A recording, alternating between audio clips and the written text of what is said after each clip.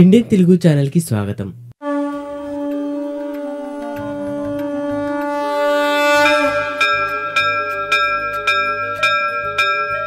ఇప్పుడు మనం మహాశివరాత్రి రోజు ఉపవాసం ఎందుకు ఉండాలి, సంవత్సరం మొత్తంలో ఉపవాసం ఉండని వారు కూడా శివరాత్రి రోజు ఎందుకుంటారు అనే విషయాన్ని తెలుసుకుందాం। ముందుగా మీరు చేయాల్సిందల్లా కింద కనిపిస్తున్న సబ్స్క్రైబ్ బటన్ ని క్లిక్ చేయండి। నేను మీకు తెలియవరిచే ఆధ్యాత్మికమైన విషయాల గురించి తెలుసుకోవచ్చు। మహాశివరాత్రి అనగానే గుర్తుకు వచ్చేది ఉపవాసం, జాగారాలే। ఆ రోజు ప్రతి ఒక్కరూ ఉపవాస దీక్ష చేయాలనుకుంటారు।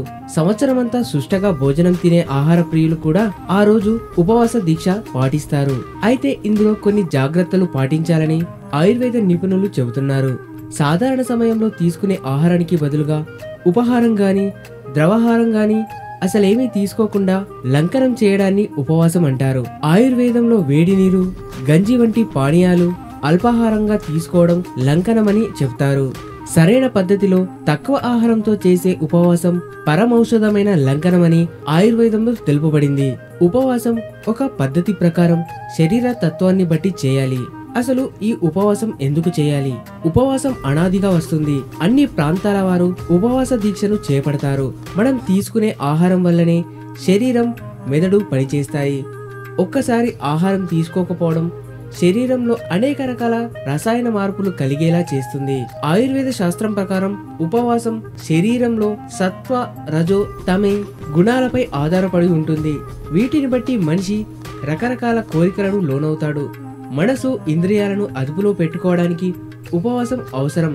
సరైన పద్ధతిలో ఉపవాసం చేస్తే మనోస్థైర్యానికి చక్కటి పరీక్ష పెట్టినట్టవుతుంది। ఫలితంగా ఆహారంపై అధిక ప్రీతి తగ్గి నియంత్రణ కలుగుతుంది।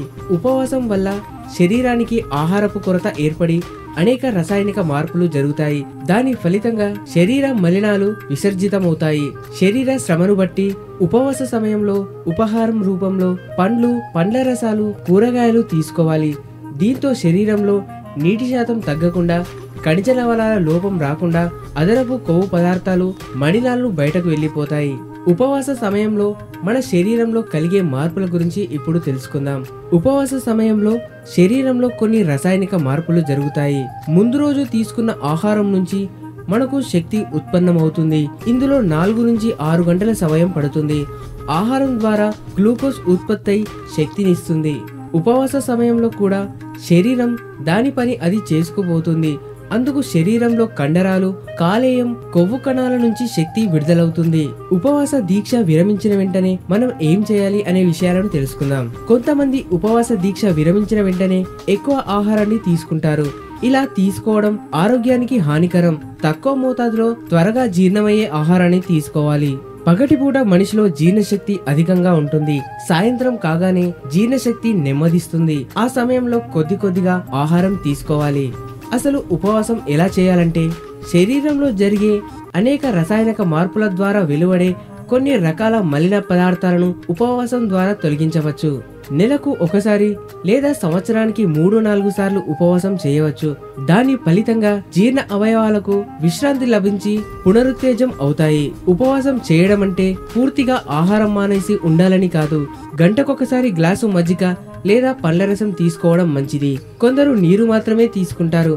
ఇలా చేస్తే శరీరంలోని నీరు, కండరాలు, కొవ్వు పదార్థాలు రకరకాల మార్పులకు లోనై అనారోగ్యానికి గురి కావచ్చు।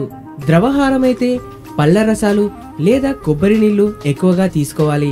ఈ సమయంలో శరీరంలో నీటి శాతం తగ్గుతుంది కాబట్టి తగినంత మంచినీళ్లు తాగడం అవసరమే। త్వరగా జీర్ణమయ్యే అల్పాహారం తీసుకోవాలి। ఉప్పుడు పిండి, ఇడ్లీ, దోశ లాంటివి తీసుకోవాలి। బార్లీ, సగ్గుబియ్యం, జావా శరీరానికి శక్తినిస్తుంది।